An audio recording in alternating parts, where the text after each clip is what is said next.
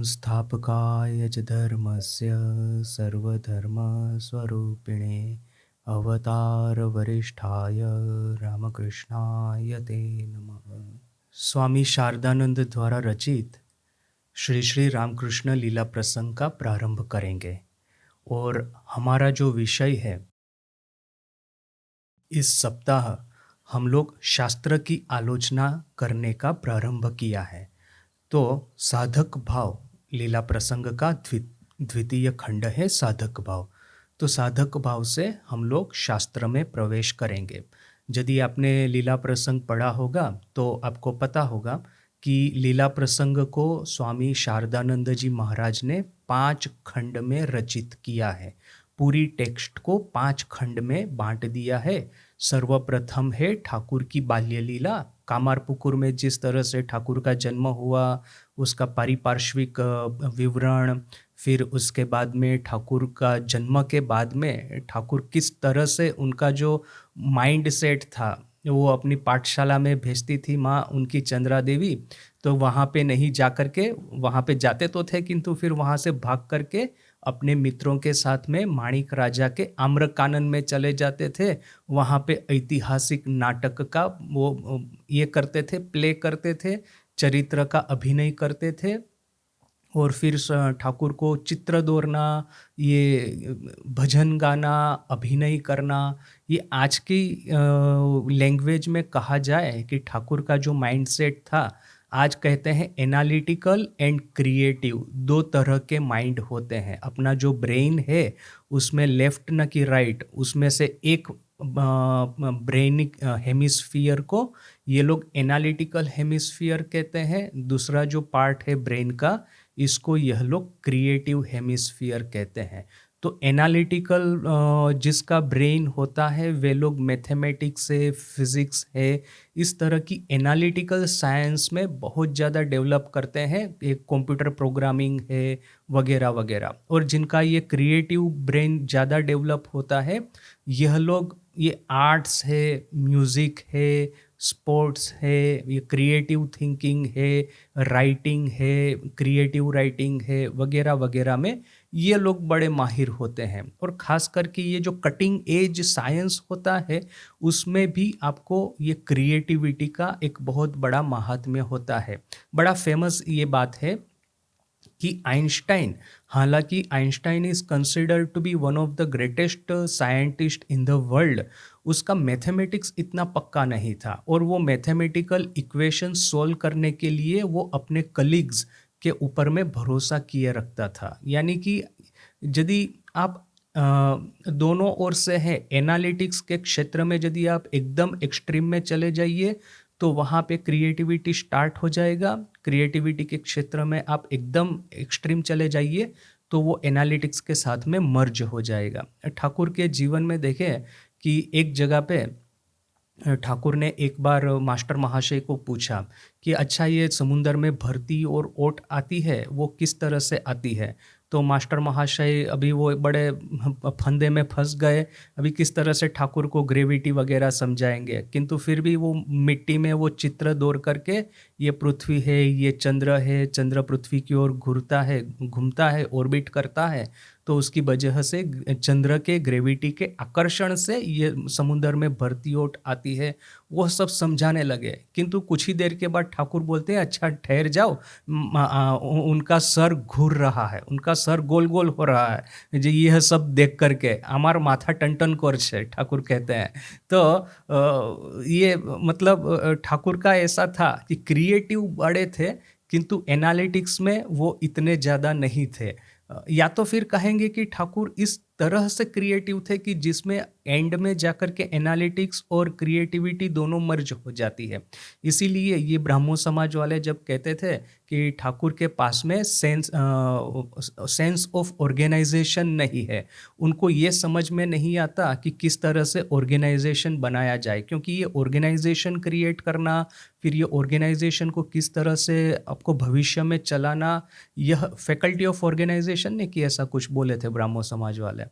तो किंतु ये ऑर्गेनाइजेशन को किस तरह से चलाना, यह सब एनालिटिकल स्किल्स है। किंतु आज देखिए कि ब्राह्मो समाज का ऑर्गेनाइजेशन कहाँ पे है, और ठाकुर ने काशीपुर में अपना संघ की स्थापना की, वो आज कहाँ पे है। आप कह सकते हैं कि स्वामी जी का अपने संघ को आगे चलाने में बहुत बड़ा योगदान था। Swami ji is one of the most powerful analytical brain in the world. किंतु स्वामी जी क्रिएटिव भी इतने थे। स्वामी जी में हमको ये बैलेंस दिखता है कि जितने एनालिटिकल थे उतने ही वो क्रिएटिव भी थे। ठाकुर के जीवन में हमको दिखता है एक्सट्रीम क्रिएटिविटी। तो यह सब हमने देखा था कि एग्जैक्ट इसी शब्दों में नहीं, किंतु शरत महाराज ऐसे बहुत सारे प्रसंग का वर्णन करते हैं। तो वो बाल्य लीला थी ठाकुर की, उसमें यह सब आ जाता है, वो प्रथम खंड।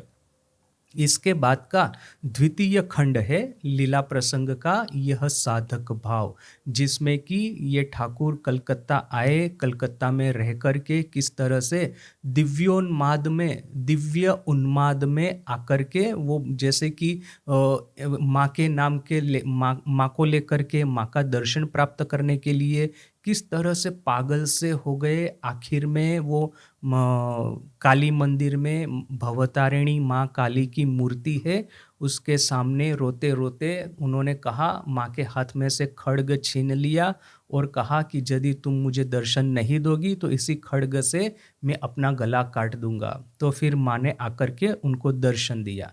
तो यह एक दिव्य उन्माद में आकर के जो दर्शन प्राप्त हुआ, उसके बाद में एक के बाद एक ठाकुर के गुरु आते गए, ठाकुर को सिस्टमेटिकली साधना करवाते गए, विभिन्न ब्रांचेस की, विभिन्न स्कूल्स की, और वो फिर आखिर में यही साधना षोडशी पूजा में समाप्त हुई। तो यह जो पूरा वर्णन है ठाकुर की साधना का, यह साधक भाव रूपी द्वितीय खंड में किया गया है।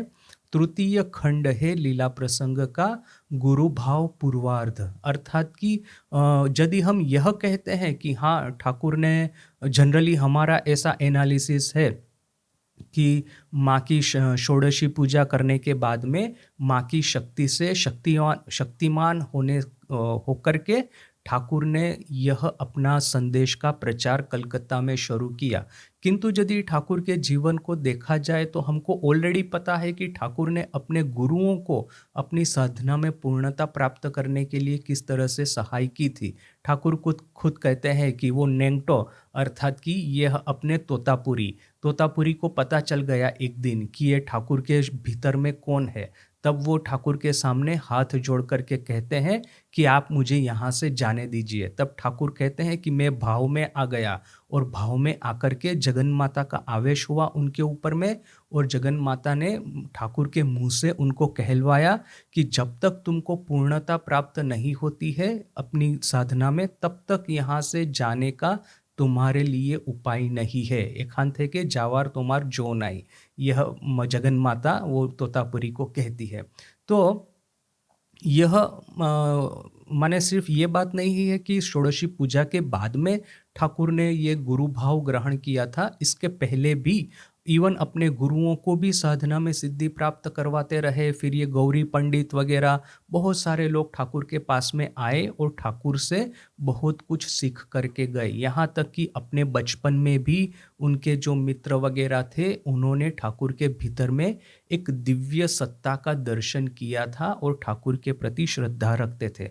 तो वह जो पुराने दिनों की बातें हैं जितनी भी, अप टू षोडशी पूजा और up to the arrival of ये अंतरंग भक्त, वो गुरु भाव पूर्वार्ध में कही गई है। गुरु भाव उत्तरार्ध में ऑफ कोर्स ये जो ठाकुर का गुरु भाव का जो मुख्य पर्व है, जिसको हम आनंद पर्व अपनी भाषा में कहते हैं, उस पर्व में किस तरह से ठाकुर ने माँ की षोडशी पूजा की, फिर माँ की शक्ति से शक्तिमान होकर के कलकत्ता में जाकर के घर घर जाकर के भक्तों के जो विशिष्ट लोग हैं, जो विशिष्ट चरित्र के हैं, विशिष्ट साधक है, जैसे कि देवेंद्र नाथ है, जैसे कि ये केशव सेन है, जैसे कि ये विद्यासागर है, वहाँ उनको मिल करके ठाकुर ने धीरे धीरे करके अपना प्रचार प्रारंभ किया। आखिर में वो कांटा फेंकते हैं तो मछली कैसे फंस जाती है आखिर में, तो वैसे ही ये ब्राह्मो समाज समाज वाले उनकी चाल में फंस गए। ठाकुर के पास में आना नियमित रूप से शुरू कर दिया केशव सेन वगैरह ने, और फिर वही ब्राह्मो समाज की पत्र पत्रिकाओं के माध्यम से यह जो यंग लड़के हैं उन्होंने ठाकुर के पास में आना शुरू किया। ये मास्टर महाशय स्वयं केशव सेन के कोई रिलेटिव होते थे, और मास्टर महाशय ने खुद ने अपनी स्कूल के छात्रों को लेकर के आना शुरू किया था। एक दो छात्रों को लेकर के आए थे तो फिर ठाकुर का लोभ बढ़ गया। तो ठाकुर मास्टर महाशय को कहते हैं, अच्छा तुम्हारी स्कूल में इतने अच्छे छात्र है, इतने अच्छे स्टूडेंट है, एक काम करो तुम मुझे तुम्हारे स्कूल में ले जाओ, मैं खुद जाकर के देखता हूँ इन लोगों के अलावा और कौन कौन से है। तो मास्टर महाशय थोड़े से टेंशन में आ गए कि ठाकुर यदि वहाँ पे आएंगे, ऑलरेडी मास्टर महाशय का नाम बदनाम होना शुरू हो गया था कि छेले धरा मास्टर, अर्थात कि अपने छात्रों को, अपने लड़कों को पटा करके फुसला करके वो दक्षिणेश्वर के पागल परमहंस के पास ले जाते हैं। ऑलरेडी मास्टर महाशय का नाम बदनाम होना शुरू हुआ था। उसमें यदि ठाकुर स्वयं यदि स्कूल में आएंगे तो और पता नहीं क्या होगा। किंतु फिर ये तो मास्टर महाशय थे, उन्होंने सोच ही लिया था अभी मरना ही है तो ठाकुर का नाम लेके ही मरेंगे। तो फिर वो ठाकुर को कहा, अच्छा ठीक है आप भी आइए ये विद्यासागर इसकी स्कूल में, ये डिफरेंट जो वीआईपी होते हैं वो बीच बीच में विजिट करते हैं, तो आप भी ऐसा वीआईपी होकर के एक विजिट कीजिए। तो ये मास्टर महाशय है, ब्राह्मो समाज है, उनके माध्यम से ये सब यंग लड़के ठाकुर के पास में आने लगे। तो वो था ठाकुर का गुरु भाव उत्तरार्ध। और फिर आखिर में पांचवा खंड है गुरु भाव और नरेंद्र नाथ, अर्थात कि नरेंद्र नाथ यानी कि भविष्य के स्वामी विवेकानंद, उन्होंने ठाकुर के पास में आगमन किया, ठाकुर के पास में उन्होंने अपना चरित्र गठन किया, ठाकुर से शिक्षित होकर के अपनी साधना की, साधना में पूर्णता प्राप्त की, और फिर आखिर में ठाकुर को कैंसर हुआ और फिर श्यामपुकुर काशीपुर पर्व। अनफॉर्चुनेटली जिस तरह से मास्टर महाशय श्यामपुकुर काशीपुर के बारे में ज़्यादा कुछ नहीं कहते हैं, डॉक्टर सरकार की काफ़ी बातें हैं, किंतु ठाकुर के दिन प्रतिदिन की ये जो सफ़रिंग है, उनका जो पेन है कैंसर से, ये उनके भक्तों को इतना, उनके हृदय को जैसे कि चीर देता था कि उस दिनों के बारे में लिखना भी सभी के लिए मुश्किल था। तो इन दिनों का विशद वर्णन ना ही हमको कथामृत में मिलता है, ना ही लीला प्रसंग में है। और लीला प्रसंग में फिर दो तरह के शोक शारदानंद जी को लगे थे। वैसे भी तो ठाकुर के अंतिम दिनों का वर्णन, उसको लिपिबद्ध करना कष्टदायक था। और फिर दूसरा कि माँ शारदा देवी का निधन हो गया, उन्होंने महासमाधि ग्रहण की 1920 में। तो फिर उस समय तक शरद महाराज ये काशीपुर वाले अध्याय तक पहुँचे थे। किंतु फिर अभी माँ जब चली ही गई है तो जिनके लिए यह सब कुछ करते थे वो प्रेरणा ही जैसे कि चली गई, तो उसके बाद में शरद महाराज आगे लिख नहीं पाए। यानी कि ये काशीपुर और श्यामपुकुर वो अध्याय ना ही हमको विशद रूप से चर्चित किए हुए लीला प्रसंग में मिलते हैं, ना ही हमको कथामृत में मिलते हैं। ऑफ कोर्स बाद में मास्टर महाशय की डायरी का आधार लेकर के स्वामी प्रभानंद जी महाराज ने श्री रामकृष्ण अंत्यलीला बोल करके एक पुस्तक की रचना की है, 2 खंडों में विभक्त है, और उसको पढ़ सकते हैं। काफ़ी हिस्टोरिकल इन्फॉर्मेशन हमको मिलती है। किंतु वही बात है कि जो चमत्कार, जो एक जीवनी शक्ति, जो एक चेतना हमको लीला प्रसंग और शरद महाराज और मास्टर महाशय की लेखनी में मिलती थी, वो वहाँ पे नहीं मिलेगी, नहीं हो सकता है, क्योंकि उनको तो फैक्ट को ही अनुसरण करके लिखना होगा। मास्टर महाशय की जो दिनलिपि थी, जो डायरी थी, उसमें तो शॉर्ट फॉर्म में सब कुछ लिखा था। उसको लॉन्ग फॉर्म में लिखने के लिए मास्टर महाशय मेडिटेशन करते थे, ध्यान करते थे, और फिर ध्यान में जाकर के वो शॉर्ट फॉर्म जो था उसके ऊपर ध्यान करते करते जो जितना भी डिटेल है वो अपने मानस चक्षु से दर्शन करते थे और तब वो लिखते थे। अभी प्रभानंद जी तो ऐसा कर नहीं सकते हैं कि उन्होंने तो जाके देखा नहीं था कुछ, तो फिर वो नेचुरली उसका इतना अट्रैक्टिव नहीं रहेगा, किंतु फिर भी वो हिस्टोरिकल इन्फॉर्मेशन मिलती है। तो जो भी है, ये है लीला प्रसंग का एक जनरल फ्रेमवर्क।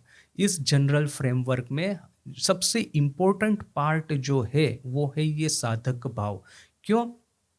क्योंकि देखिए कि बाल्य लीलाओं का वर्णन तो भगवान श्री कृष्ण के जीवन में भी मिलता है, वृंदावन लीलाओं का वर्णन, और फिर गुरु भाव में आकर के जितने भी अवतार ने जो कार्यकलाप किया उसका विशद वर्णन, जैसे कि शंकराचार्य का दिग्विजय या तो फिर चैतन्य देव का हरिनाम कीर्तन पूरे बंगाल में फैलाना वगैरह वगैरह, उसका फिर जीसस है, भगवान बुद्ध है, उन सब के जीवन के गुरु भाव का विशद वर्णन सब जगह पे मिलता है।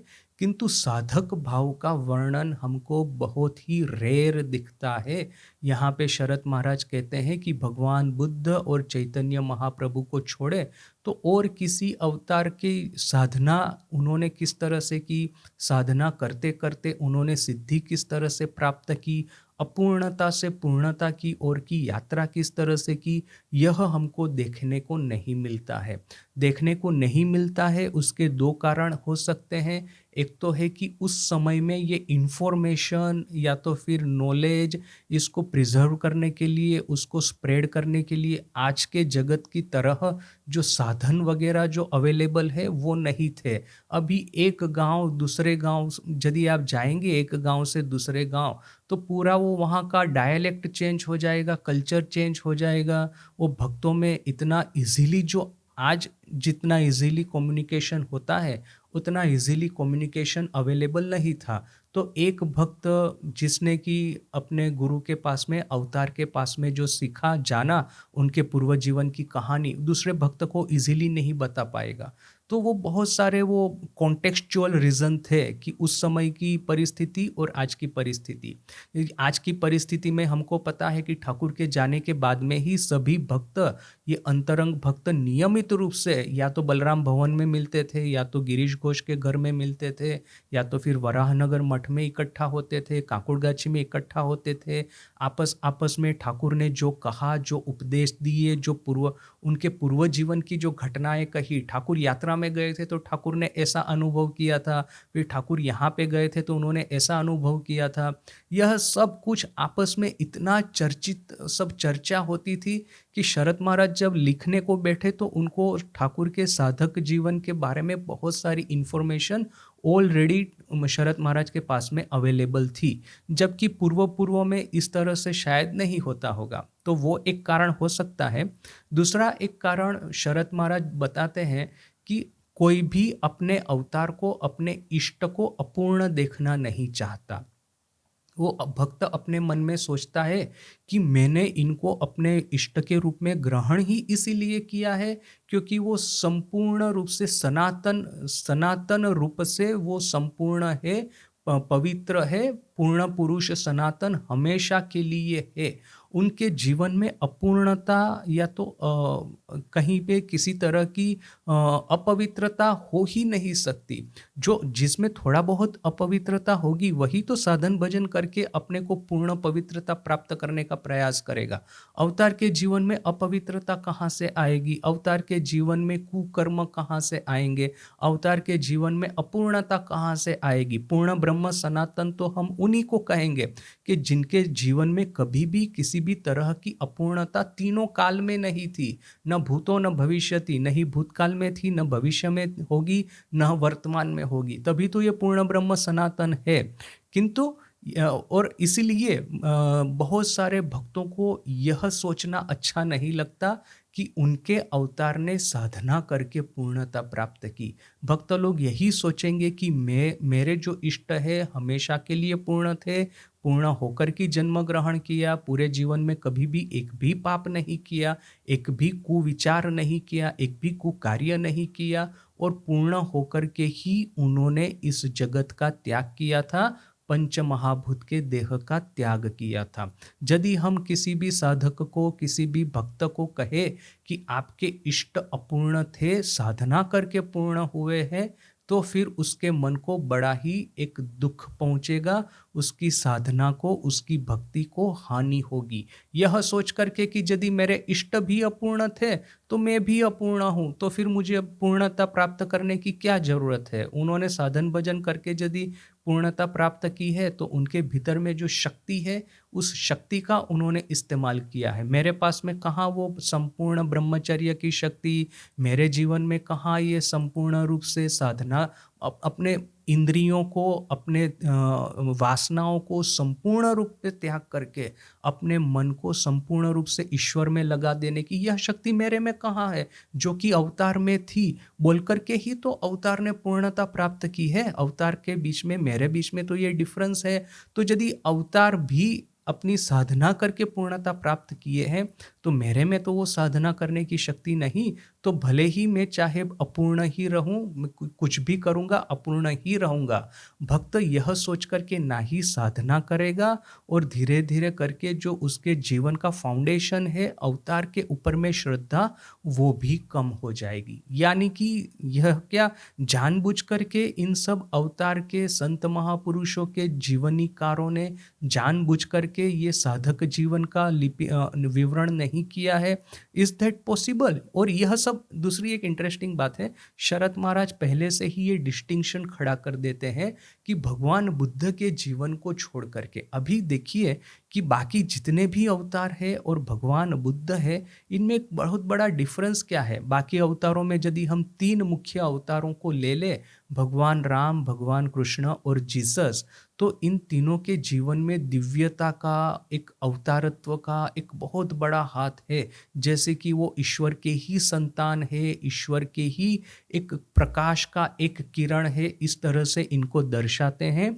जबकि भगवान बुद्ध को हम एक मनुष्य के रूप में ही गिनते हैं। उनकी अपूर्णता का विशद वर्णन है, कहा गया है कि वो भोग विलास में डूबे थे, क्योंकि उनके जन्म के बाद में ही कुछ ऋषियों ने ये प्रिडिक्शन किया था, भविष्यवाणी की थी कि ये बड़े होकर के साधु होने का पूरा चांस है। तो उनके पिताजी ने पहले से ही उनको भोग विलास से घेर करके रखा था, जिससे कि वो घर छोड़ के भाग न जाए। तो वो भोग विलास में रहते थे, पत्नी थी, पुत्र था, राजमहल को छोड़ के रेयरली बाहर निकलते थे। बस एक्सीडेंटली एक बार बाहर निकलना हुआ तो वो उनको देखने को मिला, एक वृद्ध व्यक्ति, बीमार व्यक्ति और फिर एक मृतदेह। तो यह तीन देख करके उनके मन में फिर वैराग्य का प्रारंभ हुआ कि यदि जीवन की गति यही है, तो मैं इतने जो भोग विलास कर रहा हूँ उसका नतीजा क्या यही आएगा? आखिर में मैं भी वृद्ध होऊंगा, मैं भी बीमार होऊंगा, मैं भी मर जाऊंगा। तो क्या अर्थ है इस भोग विलास का? फिर आखिर में उन्होंने एक श्रमण को देखा, जिसके चेहरे पे अद्भुत अनंत प्रशांति थी। तो फिर बुद्ध ने सोचा, गौतम ने सोचा, राजकुमार गौतम, कि यदि यह आदमी त्याग करके इतनी शांति में रह सकता है, और मैं इतने भोग विलास में रह करके भी मुझे ये टेंशन हो गया है कि वृद्धावस्था का वगैरह का, तो फिर क्या अर्थ है इस भोग विलास का? छोड़ो, वन में जाओ, साधना करो, साधना करके पूर्णता प्राप्त करो। तो भगवान बुद्ध को हम एक मनुष्य के रूप में ही देखते हैं। और आखिर आखिर में ये भगवान बुद्ध ने अपने शिष्य को कहा भी था, आत्मदीपो भवः, अर्थात कि अपना अपना प्रकाश स्वयं प्रकाशमान हो, किसी के ऊपर में आशा मत रखो। कोई देवता आकर के तुमको उद्धार करेगा, न कि कोई भगवान आकर के तुमको ये भवसागर पार करवा देगा। नहीं, पुरुषार्थ करके ही हमको अपने जीवन में पूर्णता प्राप्त करनी है। तो ये पुरुषार्थ वाला जो एस्पेक्ट है, वो भगवान बुद्ध के जीवन में बिल्कुल वो निखर करके आया है। जबकि हमारे जो हिंदू अवतार है, ये भगवान राम, भगवान कृष्ण, इनके जीवन में देखिए कि उनका आशीर्वाद है, फिर ये उनकी क्षमा है, उनकी दया है, उनकी करुणा है, उनका प्रेम हमारे ऊपर में है। इसका एक बहुत बड़ा महात्म्य है। तो हम इस तरह से कह सकते हैं कि ज्ञान के अवतार थे बुद्ध और भक्ति के अवतार थे राम और कृष्ण। तो नेचुरली है कि भक्ति के अवतार को आप फॉलो करते हैं, सब समय ये अपेक्षा रख के बैठे हैं कि मेरे में तो ना ही बुद्ध की तरह, ना ही वो ऋषि मुनियों की तरह साधन भजन करने की क्षमता है। ये सत्य और ब्रह्मचर्य, जो कि हमारे जीवन के सर्वोच्च अंग कहे जाते हैं साधना के, ना ही उसको करने की हम में क्षमता है। तो फिर बिना दया, बिना करुणा के हम अपने जीवन में आगे कैसे बढ़ेंगे? यह सोच लिया है, एक तो यह सोच कर के इष्ट के ऊपर में भरोसा करके बैठे हैं, और कहीं जाकर के एक ब्रेकिंग न्यूज़ कल निकल जाए कि ये इष्ट भी अपूर्ण होकर के जन्मे थे, साधना करके पूर्णता प्राप्त करनी पड़ी थी, तो फिर उसका उसके सर पे ऐसा होगा कि आसमान टूट पड़ा। जो आदमी अभी जैसे ठाकुर के साथ में हुआ, ठाकुर को कैंसर हो गया, तो बहुत सारे लोग यही सोच करके निकल गए कि अपने खुद को ट्रीट नहीं कर पा रहे, हमारे भवसागर को, हमारे भवरोगों को किस तरह से निदान करेंगे। जो आदमी अपना खुद का कैंसर नहीं ठीक कर सकता, दूसरों का भवरोग किस तरह से ठीक करेगा? तो उसी समय ये अंतरंग बहिरंग में बंटना शुरू हो गया, भक्तों के बीच में बंटवारा शुरू हो गया। ठाकुर खुद कहते हैं कि कैंसर क्यों हुआ? तो इसके लिए कि अंतरंग बहिरंग में डिवाइड करने के लिए। तो ये ऑलरेडी आपका इष्ट के ऊपर में भरोसा, इष्ट के ऊपर में श्रद्धा ही यदि आपके जीवन का, आपके साधक जीवन का मुख्य एक ये है पार्ट, तब आप उस अवतार को, उस इष्ट को अपूर्ण कभी भी नहीं रख सकते।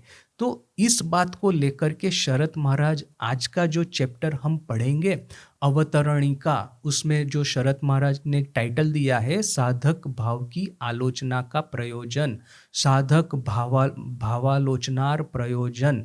यह जो साधक भाव की आलोचना का प्रयोजन है, उसमें यह सब कुछ शरत महाराज डिस्कस करते हैं। पुरुषार्थ और परमार्थ, या तो फिर जिस तरह से उस दिन हमने डिस्कस किया था अभ्युदय और निःश्रेयस, तो यह अभ्युदय और निःश्रेयस या तो फिर माने ये सांसारिक या तो दैविक, ये पुरुषार्थ परमार्थ, इन दोनों में एक तरह का कन्फ्लिक्ट हमको जो दिखता है, वो कन्फ्लिक्ट को हम किस तरह से रिजोल्व करें। ठाकुर को देखिए कि ठाकुर के जीवन में भगवान बुद्ध की तरह उन्होंने हमको पुरुषार्थ करने के लिए कहा है, किंतु साथ साथ में ही ठाकुर ने कृपा के ऊपर में भी इतना ही जोर दिया है। नरेंद्र नाथ और गिरीश घोष, स्वामी विवेकानंद और गिरीश घोष, इन दोनों को देखिए। गिरीश घोष वही भगवान राम, भगवान कृष्ण की परंपरा से आता है कि इष्ट के ऊपर में संपूर्ण निष्ठा, यही उनके जीवन की सबसे बड़ी साधना है। जब ठाकुर ने कहा कि सुबह को प्रतिदिन एक बार भगवान का नाम लो, तो वो सोच में पड़ गया कि मैं कब उठूंगा, कब सोऊंगा ठीक नहीं, अभी ये प्रॉमिस कर दूंगा कि प्रतिदिन उठ करके भगवान का नाम लेना है, नहीं रख पाया ये प्रॉमिस, तो क्या होगा? तो यह सोच रहा है ठाकुर, उसके मन की बात समझ लिए, कहा कि अच्छा ठीक है, खाने से पहले एक बार ईश्वर का नाम ले लो। तो वो कहता है 10 तरह के मामले मुकद्दमे चल रहे हैं, क्या खा रहा हूँ, कब खा रहा हूँ, सब तो एब्सेंट माइंडेडली, तो अभी मैं दूसरा प्रॉमिस किस तरह से कर दूं कि खाने से पहले ईश्वर का नाम लूंगा? तब ठाकुर समझ गए, कहा कि मेरे ऊपर में भरोसा करके मुझे बकलमा दे दो, पावर ऑफ एटर्नी दे दो। तो गिरीश घोष बड़ा खुश हो गया, अच्छा ठीक है चलो ठाकुर के ऊपर में भरोसा करके आराम से रहेंगे। हालांकि वो बाद में उसकी अकल ठिकाने आ गई, कहता है कि इसकी वजह सुबह शाम ईश्वर का नाम लेना सिलेक्ट किया होता तो इजी रहता, क्योंकि संपूर्ण रूप से शरणागत होने के बाद में यदि अपने परिवारजनों का मृत्यु भी होता है, तो आंखों में आंसू लाने के लिए पहले तो ठाकुर की अनुमति प्राप्त करनी पड़ती है। अनुमति प्राप्त करने के बाद में ही आप उनकी जाने का शोक कर सकते हैं। तो यहाँ किंतु ये जो संपूर्ण शरणागति का जो उदाहरण है, गिरीश घोष अपने जीवन में बता के गए हैं, और संपूर्ण रूप से ये पुरुषार्थ करके ईश्वर प्राप्ति का जो उदाहरण है, ये स्वामी जी बता करके गए हैं। इसीलिए मुझे ऐसा लगता है कि स्वामी जी को सबसे पहला दर्शन किसका हुआ था? भगवान बुद्ध का ही हुआ था। तो ऐसा लगता है कि बुद्धिस्ट ट्रेडिशन में से ही ये स्वामी जी आते हैं कि आत्मदीपो भवः, अपना प्रकाश अपने स्वयं होइए, हम खुद अपने जीवन को प्रकाशमान करें। तो यह ट्रेडिशन जो है भगवान बुद्ध की, पुरुषार्थ करके ईश्वर प्राप्ति, आत्मदर्शन, निर्वाण प्राप्त करने की, उस ट्रेडिशन को रिप्रेजेंट कर रहे हैं अपने स्वामी विवेकानंद। और ये जो अपनी भक्ति, संपूर्ण निष्ठा, संपूर्ण शरणागति, इस ट्रेडिशन को रिप्रेजेंट कर रहा है अपने ऑर्डर में गिरीश घोष। तो अभी ये प्रश्न होगा कि ट्रेडिशनली स्पीकिंग भगवान बुद्ध की जो ट्रेडिशन है वो हमको एकदम क्लियरली समझ में आती है कि तपस्या करो, तपस्या के द्वारा साधन भजन करो, साधन भजन के द्वारा निर्वाण प्राप्ति करो। ईश्वर है नहीं, भगवान है नहीं, देवी देवता है नहीं, यह सब सोच के बैठ के जाओगे कि वो देवता आकर के मदद कर देंगे, ये भगवान आकर के कर देंगे तो कुछ होगा नहीं, आप पूरे गड्ढे में गिरोगे। तो वो एक समझ में आता है लॉजिकली। और यहाँ पे ये जो राम और कृष्ण वाली जो ट्रेडिशन है, भगवान राम भगवान कृष्ण की, वो भी समझ में आती है कि इष्ट के ऊपर में संपूर्ण रूप से भरोसा करके, जैसे कि महापुरुष महाराज स्वामी शिवानंद जी कहते हैं कि गुरु के घर में कुत्ते की माफिक पड़े रहे।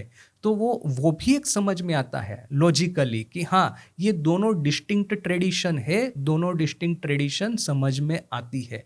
ये एक ट्रेडिशन को आप द्वैत और विशिष्ट अद्वैत कह दे और अपनी वेदांत की लैंग्वेज में दूसरी ट्रेडिशन को आप अद्वैत कह दे, तो ज्ञान मार्ग और भक्ति मार्ग ये दोनों तो हमको क्लियरली समझ में आते हैं। किंतु ये ज्ञान और भक्ति का समन्वय यदि आप करने को जाएंगे तो कैसे चलेगा? एक और ज्ञान मार्ग का अनुसरण करके आपको ये दिखाना पड़ेगा कि हाँ, हमारे इष्ट ने भी साधना की है और उसके परिणाम से हमको भी साधना करनी है। दूसरी ओर भक्ति की दृष्टि से देखें तो इष्ट अपूर्ण हो ही नहीं सकते, और इष्ट की कृपा जब भी मेरे पे आई है तो वो कृपा इतनी पावरफुल है कि मैं 1000 साधन भजन करूं कि 1000 साधन भजन न करूं, कोई फर्क नहीं पड़ने वाला। इष्ट की कृपा जब हो गई है तो साधन भजन उसके सामने कुछ भी नहीं है। तो वो कथामृत में वो जो है ना कि अंतर बहिर यदि हरि ही तपसा ततः किम, न अंतर बहिर यदि हरि ही तपसा ततः किम। भीतर में और बाहर में सिर्फ भगवान हरि को ही देखते हैं तो तपस्या किस काम की है, क्या प्रयोजन है तपस्या का? और यदि भीतर बाहर में हरि को नहीं देखते हैं तो लाख तपस्या कर दो, कुछ मिलने वाला नहीं है। न अंतर बहिर यदि हरि ही तपस्या ततः किम। तो यह जो है भाव कि इष्ट का दर्शन हो गया, खास करके ये जो काशीपुर की ये जो कल्पतरु उत्सव है, 1 जनवरी की जो घटना है 1886 की, उस दिन जिनको ठाकुर ने स्पर्श करके कह दिया कि तुमको चैतन्य हो, उस दिन देखिए कि एक भी गुरु भाई, एक भी त्यागी संतान वहाँ पे उपस्थित नहीं था। वे लोग देखते थे वहाँ छत के ऊपर में खड़े खड़े कि हाँ, ठाकुर सबको स्पर्श करके चैतन्य दे रहे हैं। ये रामचंद्र दत्त तो दौड़ते दौड़ते जाकर के वो जो रसोईया था ये वो 10 लोगों को खींच करके ले आया, कहता है कि ठाकुर कल्पतरु हुए हैं, उनसे आशीर्वाद प्राप्त कर लीजिए। किंतु ये जो त्यागी संतान थे, इन्होंने वहां पे जाकर के ठाकुर का आशीर्वाद प्राप्त करना मुनासिब नहीं समझा, उचित नहीं समझा। या तो फिर जैसे कि शरद महाराज कहते हैं कि ठाकुर इतने दिनों के बाद घर से निकले हैं तो उनके जो बिस्तर वगैरह है उसको धूप में देने की आवश्यकता थी। तो ठाकुर का आशीर्वाद प्राप्त करते करते उनकी जो सेवा करनी है, सेवा में क्षति हो जाएगी। उनकी सेवा पहले, आशीर्वाद बाद में, यह माइंडसेट त्यागी संतानों का था। तो यह दोनों माइंडसेट अपने संघ में है। 2 ट्रेडिशन है, ज्ञान मार्ग या तो पुरुषार्थ मार्ग, और फिर ये भक्ति मार्ग या तो फिर ये शरणागति मार्ग। यह दोनों ट्रेडिशन का जब संगम होगा तब आप इनका जीवन चरित्र किस तरह से आलेखित करेंगे। साधक भाव का वर्णन यदि करेंगे तो कहेंगे अरे ये तो भक्ति मार्ग का नहीं है ये मामला, और यदि नहीं करेंगे तो कहेंगे कि पुरुषार्थ मार्ग किस तरह का, यदि आप उनकी स्ट्रगल है, उनका संघर्ष है, उसका वर्णन यदि नहीं करते हैं तो। और हम यदि पुरुषार्थ करते हैं तो कहेंगे कि ठाकुर पे भरोसा करने की क्या ज़रूरत है, और यदि ठाकुर पे भरोसा करते हैं तो कहेंगे कि अरे ये पुरुषार्थ करने की क्या ज़रूरत है। ये कन्फ्लिक्ट हमारे जीवन में भी दिखेगा। तो इस कन्फ्लिक्ट का रेजोल्यूशन कैसे आता है, यह पूरा साधक भाव हमको पहले से आखिर तक यह बात बताता है। और इसी साधक भाव की आलोचना करते करते हमारी ये जो ट्रेडिशनल साधन पद्धति है, भक्ति मार्ग है, ये कर्म मार्ग है, ये एकाग्रता या तो फिर ये योग मार्ग है और ये ज्ञान मार्ग है, ये जो चार मुख्य परंपराएं हैं हिंदू धर्म की, उसके भीतर में भी हम गहराई से प्रवेश करेंगे। यदि आप चार में से किसी एक को फॉलो करते हैं तो आपको लॉजिकली सब कुछ क्लियर हो जाएगा। किंतु चारों की हार्मनी जब करते हैं, जब चारों का कॉम्बिनेशन करते हैं, तो चारों के जो इनहरेंट कॉन्फ्लिक्ट है, इनहरेंट कॉन्ट्राडिक्शन से वो नज़र के सामने आ जाते हैं। बहुत सारे टीचर क्या करते हैं, कोई आपको भक्ति मार्ग ही सिखाएगा और कहेगा कि भक्ति मार्ग के अनुसार ही ठाकुर के जीवन की व्याख्या होनी चाहिए। कोई आपको ज्ञान मार्ग ही सिखाएगा और कहेगा कि वेदांत की दृष्टि से ही ठाकुर के जीवन को देखना है। किंतु जिन्होंने शरत महाराज द्वारा लिपिबद्ध लीला प्रसंग का पाठ किया है, जिन्होंने ठाकुर माँ स्वामी जी के समस्त उनके जीवन और वाणी का उन्होंने अध्ययन किया है, वे लोग इस बात के साथ में कभी सहमत नहीं होंगे। यदि आप सिर्फ वेदांत की दृष्टि से ठाकुर की आलोचना करेंगे वो अपूर्ण होगी, सिर्फ भक्ति मार्ग से ठाकुर के जीवन को देखेंगे वो भी अपूर्ण होगा। ये शिव ज्ञान जीव सेवा वाला मंत्र लेकर के सिर्फ उसी दृष्टि से आप पूरे संघ को देखेंगे वो भी अपूर्ण होगा। पूर्णता तभी आएगी जब सभी मार्गों को अपनी दृष्टि में रख करके ये रामकृष्ण, विवेकानंद, माँ शारदा देवी के जीवन, वाणी और प्रसंग की आलोचना की जाए। किंतु इस तरह का कॉम्बिनेशन करते करते जो इनहरेंट कॉन्ट्राडिक्शंस खड़ी होगी, वो कॉन्ट्राडिक्शन को किस तरह से रिजोल्व करे, और जब रिजोल्व करने को जाएंगे तो एक बहुत बड़ा प्रश्न खड़ा होता है। यदि आप कहते हैं कि भगवान या तो इष्ट पूर्ण ही है तो फिर उनके जीवन में साधक भाव का जरूरत नहीं है, यहाँ पे साथ में ही ज्ञान मार्ग लेके आते हैं, तो फिर आप कोई ना कोई लॉजिक लगाएंगे कि भगवान बुद्ध की जो ट्रेडिशन है या अपनी ज्ञान मार्ग की, उपनिषद की, अद्वैत वेदांत की ट्रेडिशन है, उसमें यह जो एक कहा गया है which is in conflict with भक्ति मार्ग, उसको थोड़ा सा मॉडिफाई कर दे। भक्ति मार्ग में ये जो कहा गया है संपूर्ण शरणागति, वो यदि पुरुषार्थ के साथ में यदि नहीं है, वो मैच होता, तो फिर उसको थोड़ा सा मॉडिफाई कर दे, दोनों को थोड़ा थोड़ा मॉडिफाई करके कंबाइन कर दे तो कॉम्बिनेशन हो जाएगा। अपने प्योर फॉर्म में ये इसका कॉम्बिनेशन नहीं होगा। जिस क्षण आप ट्रेडिशनल भक्ति मार्ग, ट्रेडिशनल ज्ञान मार्ग को मॉडिफाई करने का प्रयास करेंगे, साथ साथ में ही इस मार्ग के जो अनुयायी है, भक्त है, वो खड़े हो जाएंगे, कहेंगे कि आपने हमारी ट्रेडिशन में जो चेंजेस किए हैं उसका अर्थ यही है कि आप हमारी ट्रेडिशन को फॉलो ही नहीं करते हैं, आपने नया कुछ खोज निकाला है जो कि हमारे ट्रेडिशन के साथ में कहीं पे भी सहमत नहीं होता। तो ये नया भक्ति मार्ग, नया ज्ञान मार्ग आप ही को मुबारक हो, उसको ट्रेडिशन के साथ में कोई लेना देना नहीं। तो यह एक दूसरा प्रॉब्लम खड़ा होगा। जिस तरह से हमने वो डिस्कस किया था कि एक ज्ञानी और एक भक्त, एक दोनों एक कुटरी में रात को इकट्ठा हो गए, कुटिया में, और फिर वो ज्ञानी ने दीवार के ऊपर में लिख दिया साधन भजन करने के लिए, प्रेरणा प्राप्त करने के लिए कि सो हम, यानी कि वही आत्मन ही मैं हूँ। तो वो जो साथ में भक्ति मार्गी बैठा था वो कहता है, अरे पाजी ये सब क्या सोच रहे हो कि तुम क्या ईश्वर हो सकते हो क्या? तो उसने सो के सामने दा लिख दिया, तो क्या हो गया, दासो हम। तो फिर वो ज्ञान मार्गी नाराज हो गया कि जो अनंत संपूर्ण आत्मा जो मैं हूँ, मैं किस तरह से किसका दास होने को गया। तो फिर उसने आगे फिर से स लिख दिया, तो सदा सोहम। तो यहाँ पे सदा सोहम, वो फिर से दा लिखता है, फिर से स लिखता है, दास दासोहम, सदा सदा सोहम। ये दोनों का झगड़ा चलता है। यदि आप ये कहेंगे कि जी नहीं, आप दोनों के जो रास्ते हैं उनमें यहाँ पे ये ब्रिज है, यहाँ पे ये लिंकिंग है, ये यहाँ पे इस तरह से सोचने से आप दोनों के रास्ते इकट्ठे हो जाएंगे कि पूर्ण शरणागति और पूर्ण पुरुषार्थ ये दोनों आपको एक ही जगह ले जाएंगे।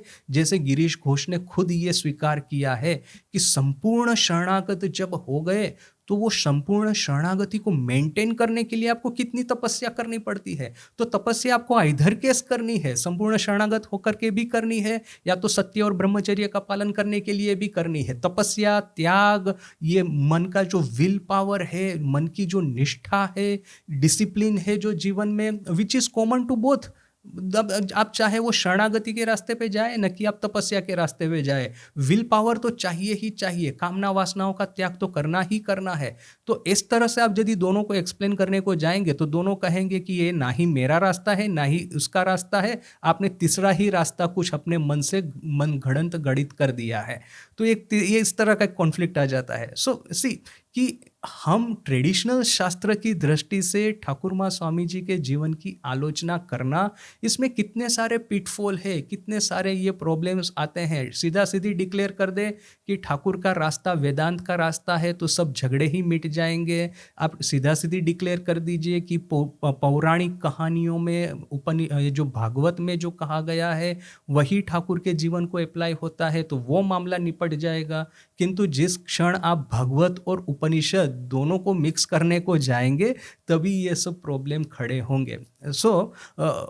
और इसीलिए कि आप सिर्फ उपनिषद की दृष्टि से ठाकुर को देखें वो भी संपूर्ण नहीं है, सिर्फ भागवत की दृष्टि से ठाकुर को देखेंगे वो भी संपूर्ण नहीं होगा। संपूर्ण समझने के लिए उपनिषद भागवत दोनों चाहिए, भगवत गीता का कर्मयोग भी चाहिए, ये राजयोग योग जो ट्रेडिशन है वो भी चाहिए, और सबको इस तरह से कंबाइन करना है कि ओरिजिनलिटी न चला जाए और कन्फ्लिक्ट भी रिजोल्व हो जाए, which is a tall order. मन है सही सही में एक इंटेलेक्चुअल एक जिम्नेस्टिक बहुत सारे करने पड़ेंगे यह सब कुछ करने के लिए।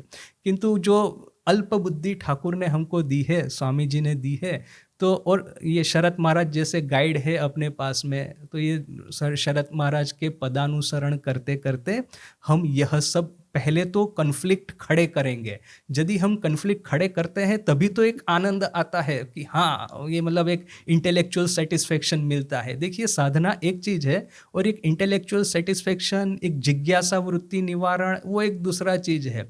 ऐसे लोग होते हैं जैसे मेरे जैसे कि उन लोगों को कन्फ्लिक्ट खड़ा करने में एक आनंद आता है। फिलोसॉफिकल कन्फ्लिक्ट खड़ा करो तब तो मजा आएगा। जब सब कुछ ठीक ठीक चल ही रहा है तो फिर ठीक है, आपने पढ़ा नहीं पढ़ा डजेंट कोई इंटेलेक्चुअल सेटिस्फेक्शन नहीं मिलता है। अच्छा पढ़ने का एक आनंद है वो ठीक है, किंतु कन्फ्लिक्ट नज़र के सामने आता है, एक चैलेंज खड़ी होती है, फिर ये इंटेलेक्चुअली स्टेप बाय स्टेप आप चैलेंज को सोल्व करते हैं, फिर जो एक सेटिस्फेक्शन मिलता है, एक इंटेलेक्चुअल रिलीज जो मिलता है उसका एक आनंद ही अलग है।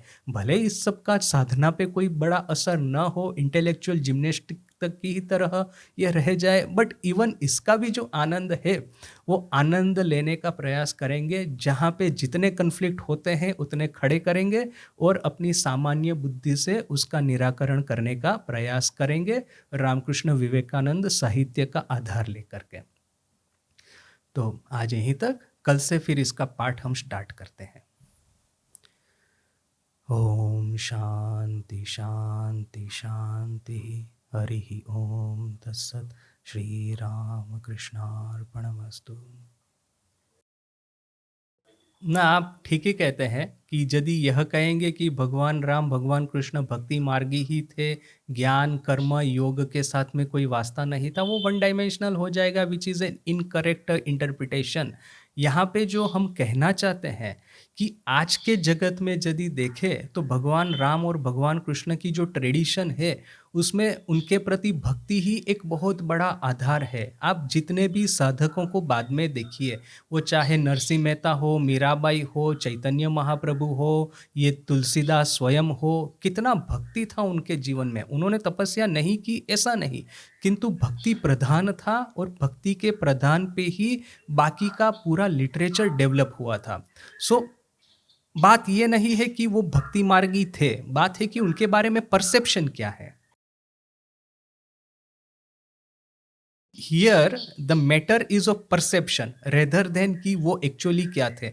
अभी बुद्धिज्म में देखिए कि बाद में इतने सारे देवी देवता बुद्धिज्म में भी आ गए कि अभी उसका परिणाम ये आया है कि आप हिंदू धर्म और बुद्ध धर्म को आप सेपरेट नहीं कर पाएंगे। वो साउथ ईस्ट एशिया है वगैरह वो कंट्रीज़ में जाइए, वो देखेंगे कि इतने तारा देवी है, ये देवी है, वो देवी है, तो कहेंगे कि अरे भगवान बुद्ध ना ही देवी देवता में विश्वास करते थे, ना ही वो इस सब में विश्वास कर, ये सब देवियाँ कहाँ से आ गई, ये देवताएं कहाँ से आ गए। किंतु आ जाएगा, ऐसा ह्यूमन नेचर। किंतु परसेप्शन क्या है, माने हम किस तरह से भगवान बुद्ध को प्राइमरीली सोचते हैं, तो वो पुरुषार्थ के रूप में सोचते हैं। तो बात ये नहीं है कि वो एग्ज़ैक्टली क्या थे, रेदर कि हमारा परसेप्शन क्या है, हम किस तरह से उनको एनालाइज़ करते हैं। जैसे कि ठाकुर के जीवन में चारों मार्ग का समन्वय है, किंतु हम लोग सब समय इस तरह के एक इंटेलेक्चुअल कॉन्फ्लिक्ट में रहेंगे कि हम ठाकुर की ये मान लीजिए आप यदि काशीपुर में होते और वो रामचंद्र दत्त सबको आह्वान करके पुकार रहा है, चलो आओ आओ ठाकुर कल्पतरु हो गए हैं। उस समय हम क्या करते हैं? मैं दौड़ करके ठाकुर के पास में जाता उनका आशीर्वाद लेने के लिए, कि मैं शरत महाराज के साथ में वो छत पे खड़ा रहता उनके बिस्तर को धूप देने के लिए। मुझे तो दो में से एक ही करना है। हालांकि ठाकुर ने दोनों चीज कही है, मुझे एक ही चीज करनी है, क्योंकि वो दोनों करना मेरे से संभव नहीं। एक हाथ से मैंने बिस्तर को धूप में डाला, दूसरे हाथ से मैं ठाकुर का आशीर्वाद लेने को दौड़ा। दोनों मेरे से संभव नहीं। तो मेरा एक ही परसेप्शन है ठाकुर के लिए, या तो मैं उनका आदेश पालन करके संन्यास लेकर के मैं तपस्या करूंगा, या तो फिर मैं ये रामचंद्र दत्त के साथ में काकुड़गाछी में जाकर के नगर कीर्तन करूंगा। मेरा बुद्धि, मेरी शक्ति लिमिटेड है। तो हम भक्तों की दृष्टि से हम इनको किस तरह से देखते हैं। यदि आप भगवान बुद्ध के जीवन में भक्ति देखना चाहे देख सकते हैं, भगवान राम के जीवन में ज्ञान कर्म देखना चाहे एबंडेंट एग्जाम्पल है। किंतु अल्टीमेटली यह है कि ज़्यादातर भारतवासियों ने भगवान राम, भगवान कृष्ण को भक्ति मार्ग की दृष्टि से ही देखा है। ज़्यादातर साधकों ने भगवान बुद्ध को पुरुषार्थ के रूप करते ही देखा है। So that is our matter, is of our perception, not कि उनका खुद का चरित्र क्या है। It's a matter of perception, कि बात ये नहीं कि उन्होंने क्या किया, परसेप्शन क्या है। सर्वप्रियानंद जी को पढ़ेंगे लगेगा सब कुछ वेदांत के ऊपर में है, और किसी किसी को सुनेंगे लगेगा सब भक्ति के ऊपर में है। But it's not like that. At मैंने एटलीस्ट इंटेलेक्चुअली जिज्ञासा वृत्ति निवारण कर लेनी चाहिए। अपने साधक जीवन ठाकुर की तरह साधना करने का कोई सामर्थ्य नहीं है। गुरु महाराज ने जो मंत्र दीक्षा दी है उसी को हमको फॉलो करना है। But at least intellectually we should be clear. बस सही बात है। किंतु भारत में योग वाशिष्ठ का अध्ययन करने वाले लोगों की संख्या मिनुस्कल होगी, जबकि ये वाल्मीकि रामायण के अध्ययन करने वालों की संख्या आपको गांव गांव मिल जाएगी। वो जो ठाकुर के पास में, ये जो ठाकुर एक बार बोलते हैं कि ये कृष्ण के डिवोटी और ये शाक्त, ये दो झगड़ा करते हैं। तो वो बोलते हैं कि ये कृष्ण है हमारे भवसागर पार करवाते हैं। तो शाक्त कहते हैं वो तो माँ तो राजेश्वरी है, वो थोड़ी ना भवसागर पार करवाने को खुद आएगी। कृष्ण को ही रख दिया है नौकरी पे, वो पार करवा दे। तो क्या है कि भक्त लोग ये सब खड़ा करते हैं। आप बुद्ध का भी कुछ कुछ जीवन पढ़ेंगे, वो विष्णु का ही अवतार बना दिया है। हालांकि वो ना ही विष्णु में मानते थे ना ही भगवान में मानते थे, तो किस तरह से विष्णु का अवतार बना दिया। So it's a entirely matter of perception कि आप बाद में इनको किस तरह से इंटरप्रेट करते हैं। ऐसा हो ही नहीं सकता कि बिना साधना की ये पूर्णता प्राप्त की होगी। माने एटलीस्ट हमको तो लॉजिकली तो ऐसा लगता है। वही है कि they choose not to explore that aspect.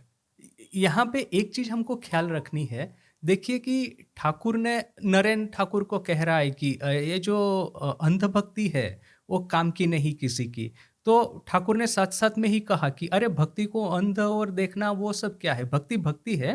ये अंधश्रद्धा शब्द आप यदि यूज करते हैं तो वो उसकी इग्नोरेंस के कारण है। उसके आप श्रद्धा के साथ में मत जोड़िए। कहिए कि वो अंधभक्त है, मत ये कहिए कि अंधश्रद्धा है।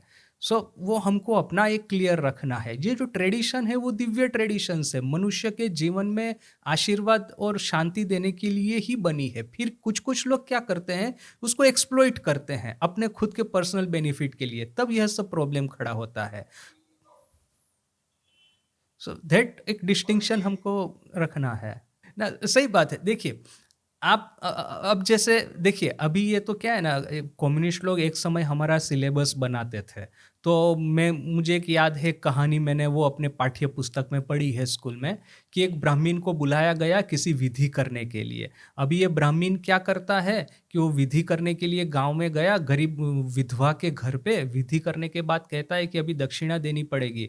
तो ये गरीब विधवा कहती है मेरे तो पति नहीं है, पैसा नहीं है, क्या करूं। वो ना बहुत ही गरीब है। तो ये पंडित ने क्या किया कि ये उसका लड़का है, उसने एक चड्डी पहनी थी, तो बोला ये चड्डी मुझे दे दो। वो बोलती है कि इसके बेचारे के पास में और एक भी वस्त्र नहीं है पहनने के लिए। तो बोला कि यदि मुझे दक्षिणा नहीं दोगी तो महापाप होगा, ये विधि ठीक नहीं होगी। तो विधवा बेचारी क्या करेगी? बच्चे की वो चड्डी निकाल करके इसको दे दी। अभी वो बच्चा नंगा घूम रहा है। अभी कुछ दूर तक ये पंडित गया, फिर ये चड्डी फेंक दी। तो फिर उसका साथी था, उसने कहा कि आपने उसको फेंक ही देना था, तो उसको बेचारे के पास से छीना क्यों? तो बोला कि नहीं, शास्त्र मर्यादा रक्षा करने के लिए है। ये वो विधि है कि पंडित आएगा तो उसको वो दक्षिणा देनी है, वरना विधि फेल हो जाएगी। अरे भाई, ये किस तरह की शास्त्र मर्यादा है? तो क्या है कि ये साम्यवादियों ने इस तरह का बैठाया है। मैं ऐसा नहीं कह रहा हूँ कि ऐसा सब होता है, but this is an example in point, case in point, कि आप शास्त्र का नाम लेकर के दूसरों को एक्सप्लॉइट करेंगे, विच इज बेड। नहीं कि शास्त्र इज बेड। शास्त्र ऐसा कभी नहीं कहता कि विधवा का लड़का नंगा घूमे, ऐसा तुमको करना है। उन्होंने कहा पंडित को सम्मान देना है उस, किंतु साथ में यह कह दो कि पंडित को सम्मान देते देते विधवा के बच्चे को कष्ट देना है, ऐसा तो नहीं कहा। यह तो आपकी खुद की बुद्धि है। ठाकुर खुद क्या कहते हैं पता है? कि कभी किसी का भाव नष्ट नहीं करना है। यानी कि अब जैसे इसी चैप्टर में वो कहानी आएगी कि स्वामी जी के पास में तपस्या की थोड़ी सी शक्ति आ गई, तो उन्होंने क्या किया, अभेदानंद जी को कहा कि मुझे स्पर्श करो। तो जैसे ही उनको स्पर्श किया, उनका पूरा चरित्र दूसरी डायरेक्शन में जाने लगा। तो ठाकुर ने स्वामी जी को बुला के डांटा कि भाई, तुमने अभी तो प्राप्त करना शुरू किया, अभी से व्यय करते हो। दूसरा कि उसका जो जिस डायरेक्शन में जा रहा था, उसने तुमने जोर जबरदस्ती दूसरी डायरेक्शन में ले गए।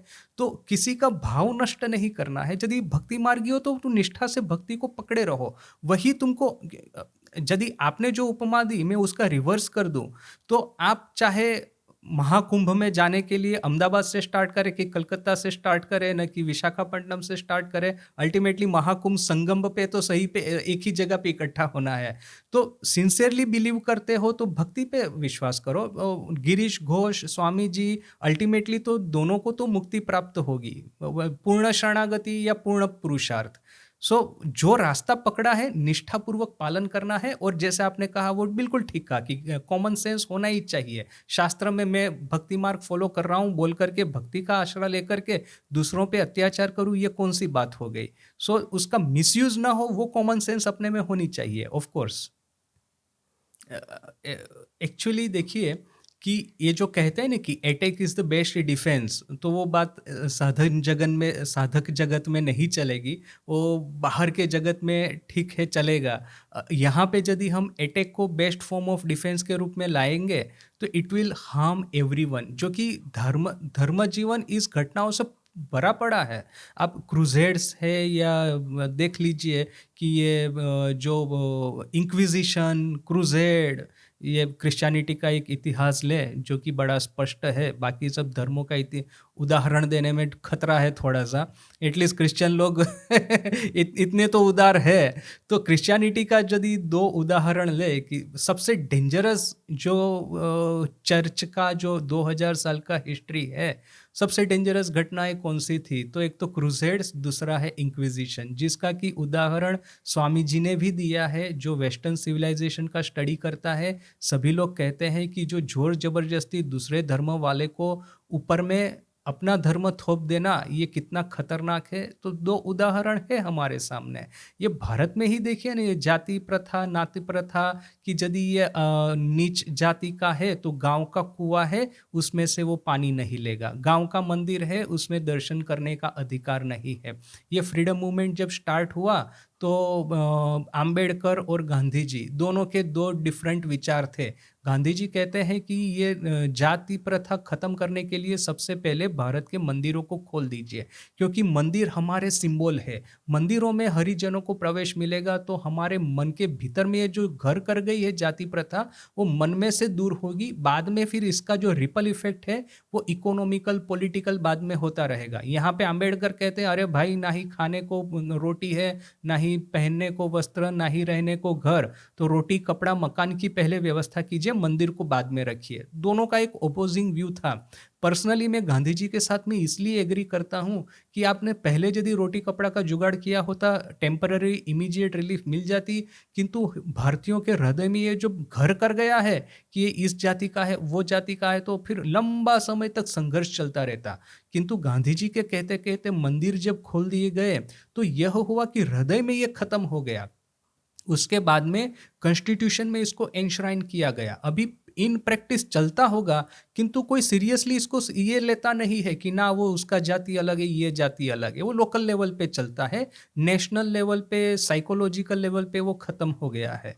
तो वी वो ऑल एग्री कि धर्म का मिसयूज होता है, और मिसयूज को दूर करने के लिए जो सिंपल कंपेशन है, कॉमन सेंस है, वो चाहिए। ये ठाकुर जो बार बार जो योगेन महाराज का उदाहरण, ठाकुर रात को निकलते हैं घर में से, अपने कमरे में से, योगेन महाराज माँ के वो नहबत के सामने जाके खड़े रहते हैं। वो मन में डर है कि ठाकुर दिन में तो कामिनी कांचन त्याग की बात करते हैं, रात में अपनी पत्नी के साथ में सोने को जाते हैं। फिर ठाकुर जब झाऊतला से वापस आते हैं, देखा योगेन महाराज का चेहरा देख के ही समझ गए। तो उन्होंने क्या कहा, very important in our context, कि साधु के दिने देखवी रातें देखवी तबे साधु ऊपर भरोसा करवी। साधु को दिन में देखो, रात को देखो, तब साधु पे भरोसा करो। इवन ठाकुर ने ये नहीं कहा कि तुमने मेरे पे अविश्वास क्यों किया। ये कॉमन सेंस रामकृष्ण संघ का फाउंडेशन है। यही ठाकुर ने गिरीश को कहा बकलमा दे दो, यही ठाकुर ने योगेन महाराज को कहा कि मुझे सुबह को देखो, रात को देखो, तब मेरे पे विश्वास करो। ना, ये जो कल किसी ने कहा था ना कि आप हमारा टेस्ट लीजिए, तो ये आपका असाइनमेंट है, आप बताइए। ये जो व्हाट्सएप में है ना, वो पोलिंग का एक आता है, ये पोलिंग का एक क्वेश्चन रखना है कि आप ठाकुर का चैतन्य स्पर्श करते, ठाकुर का स्पर्श करवाने के लिए जाते कि साधना करते। या तो फिर अपने मन में क्लियर होता है, कहने में शर्म आती है कि अभी ये स्पर्श करवा दो, ठाकुर का आशीर्वाद ले लो, बात खत्म करो यार। क्या कौन सा ये वो वरानगर मठ में जाएंगे, वो कहाँ वो भूत की तरह रहेंगे, वो स्वामी जी आएंगे सबको डांटेंगे फिर। ना, मतलब आइदर और, या तो ठाकुर का आशीर्वाद प्राप्त करना होगा या साधना करनी होगी। यदि दोनों नहीं किया तो then you are loss out. हाँ, वो तो उनका जीवन तो धन्य हो गया ना। अपना लीला प्रसंग, या तो फिर ये अपनी जो भक्त मालिका है, वो देखिए ना, एक तो त्यागी संतान और ये गृहस्थ संतान जो अंतरंग के ऊपर लिखी गई है, तो त्यागी संतानों की तो महिमा ही अलग है ना। मैं इसको इस तरह से देखता हूँ कि जहाँ तक मुक्ति का प्रश्न है, दोनों ने प्राप्त की, इक्वल जगह पे गए। क्योंकि इवन ठाकुर का अंतरंग भक्त होना तो सहज नहीं था, बहुत सारे लोग आए और चले गए।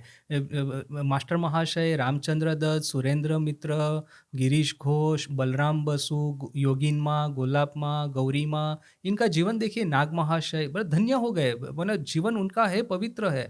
मुक्ति का जहाँ तक प्रश्न है, दोनों इक्वल जगह पे पहुंचे होंगे। किंतु ठाकुर जो उदाहरण देते हैं कि ऋषिरा भय तरास्तो, माने ये जो ऋषि थे वो डरते थे कैसे भी करके भवसागर पार हो जाए, जबकि नारद उसे बहादुरी काट, यानी नारद वगैरह वो ऐसी नौका है, खुद तो तैर गए, 1000 लोगों को साथ में लेके निकल गए। So this is the difference, माने भवसागर दोनों ने पार किया, ऋषि मुनियों ने और नारद ने, किंतु नारद अकेले नहीं गए, साथ में 1000 को लेके गए। That is the difference, I think. ना, मेरा कहना है कि देखिए, इंटेलेक्चुअल सेटिस्फेक्शन भी मिले ना, जीवन में हम बहुत दूर तक जाएंगे। फिर तो यह सब बीज की तरह है। आपने वो जैसे ठाकुर ने उदाहरण दिया कि वो दीवार के ऊपर में बीज रखा है, खिड़की के ऊपर में, एक दिन खंडहर हो गया, मकान मकान गिरा, बीज जमीन में गिरा, वहां से पेड़ निकल आया। तो ना, बीज के रूप में तो हृदय में जाए, बाद में तो ठाकुर की इच्छा, वो बारिश करवा दे तो फिर वो पेड़ भी निकल आएगा। कृपा बारिश।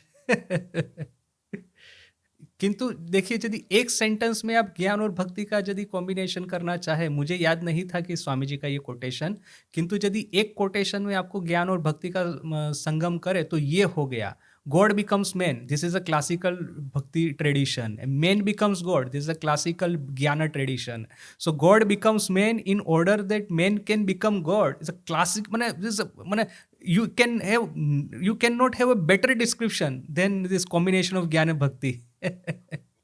আর কোনো মানে प्रश्न करना है, कोई मैंने टेंशन नहीं लेना है। मैं मानता हूँ कि एक फ्रीडम होना चाहिए सोचने का। मैं खुद यदि हेरेटिक, यदि जिसको कहते हैं ना, हेरेटिक कौन है कि बहुत तरह के उल्टे पुल्टे प्रश्न करता है, वो हेरेटिक है। ये यदि डेफिनेशन किसी को देना है तो मैं मुझे दे सकते हैं। मैंने इतने सारे उल्टे प्रश्न किए हैं। रामकृष्ण विवेकानंद साहित्य स्टडी करने के समय में हमेशा कन्फ्लिक्ट खोजता हूँ, यहाँ क्या उसका कहाँ पे वो विरोधाभास है, वो पहले बताओ, तब आनंद आता है। तो सब ठीक ठीक होता है तो मजा नहीं आता है। So you can ask any question without any doubt.